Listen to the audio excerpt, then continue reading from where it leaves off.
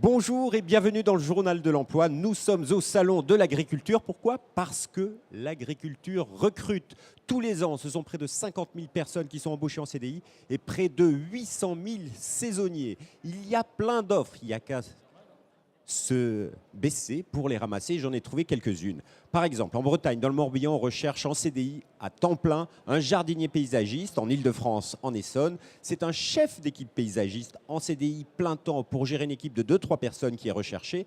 Il y a une référence pour ces deux offres, OPA 273-56 et OPA 12-91, parce qu'elles sont sur le site de l'ANEFA, www.anefa-emploi.org.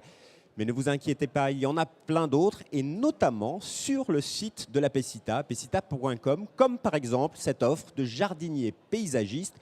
C'est une belle offre, c'est dans le sud Seine-et-Marne, c'est pour la gestion d'un domaine avec maintenance d'un parc paysager, des espaces boisés, 43 hectares, il y a même un étang. Bref, il faut des références pour cet emploi.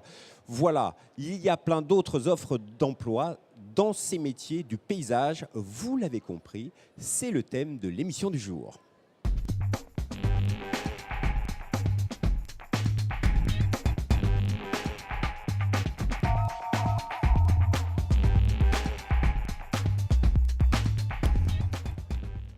Pour nous faire découvrir les métiers du paysage, nous sommes avec Marion Kernec. Bonjour. Vous êtes actuellement en reconversion, vous êtes en stage, vous voulez devenir agent paysager, c'est ça? C'est ça. Et puis Marc Joumier, bonjour. Vous êtes directeur du CFPPAH de Saint-Germain-en-Laye. Alors tout de suite, pour ce secteur du paysage, que peut-on dire en France? Est-ce que c'est un secteur qui fonctionne, qui marche? Est-ce que vous avez des chiffres? Oh, quelques-uns, oui. Non, c'est un secteur qui, en dépit de la crise que tout le monde connaît, vit encore assez bien. On sent une petite tension, mais globalement, on est autour de 80 000 emplois sur 15 000 entreprises, et je compte même pas en fait les emplois qui peuvent être créés dans les collectivités territoriales.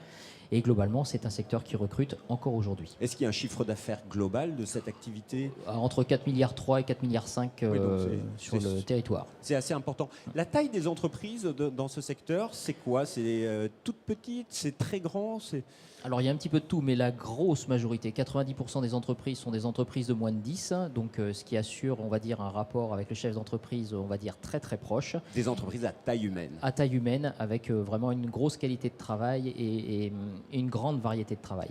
Alors, quels sont les métiers que l'on trouve dans ce secteur du paysage? Alors on a tout un ensemble de panoplies de métiers, à la fois les métiers d'entrée, donc jardiniers, ouvriers hautement qualifiés, et puis derrière, tous les métiers d'encadrement, les premiers niveaux avec les chefs d'équipe, des responsables de chantier, de la maîtrise d'ouvrage, et tout un ensemble de spécialités autour du métier. Bon, je pense à l'arrosage intégré, tout ce qui est conception assistée par ordinateur. Et même maçon du paysage. Maçon du paysage, élagage, enfin bon, il y a énormément de choses qui peuvent être déclinées derrière. Par contre, dans ce secteur, le taux de féminisation, il n'est pas si terrible que ça, mais pour nous contredire, nous avons Marion Kernec qui a choisi de faire ce métier. Vous voulez vous impliquer dans ce secteur, mais vous êtes en reconversion. Qu'est-ce que vous faisiez avant? Tout à fait. Je faisais rien. J'étais commerciale.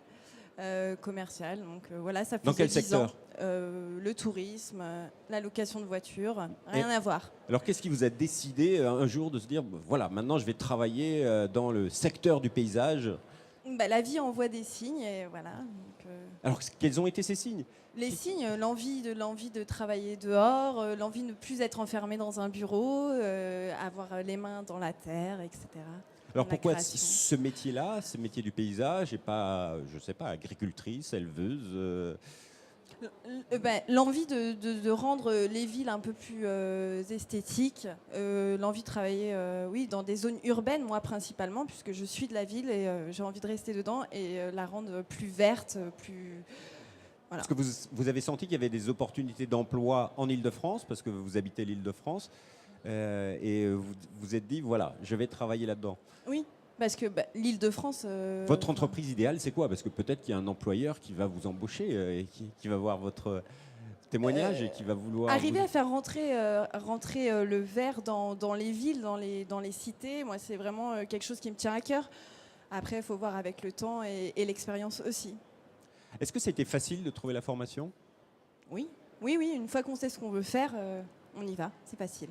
Alors justement, votre formation, c'est au CFPH de Saint-Germain-en-Laye, dont vous êtes le directeur. Très rapidement, quels sont les diplômes que vous proposez, que vous offrez à vos élèves? Alors, élèves, on va parler de stagiaires puisqu'ils Ouais. sont tous adultes. En gros, du CAP au brevet professionnel de niveau 4, donc qui sont les diplômes d'entrée vers les filières du paysage. Et derrière, un certain nombre de certificats de spécialisation qui permettent vraiment de rentrer dans un cœur de métier très précis sur le paysage. Qu'est-ce qu'on peut dire sur l'insertion de ces stagiaires une fois qu'ils ont eu leur diplôme? Alors globalement, l'insertion est bonne. Pour peu que le stagiaire, le reconverti, l'adulte, ait vraiment envie de travailler dans le métier, il n'y a vraiment aucun problème de placement. En moyenne, quand on regarde sur les quelques mois ou les dernières années qui se sont déroulées, on est autour de 70% de placement. Eh bien, écoutez, merci beaucoup à tous les deux. Il faut quand même donner votre site internet. C'est un site compliqué, www.eplefpah.ac-versailles.fr. C'est quand même compliqué pour trouver. Est-ce qu'il y a d'autres centres de formation sur toute la France pour ceux qui nous écoutent?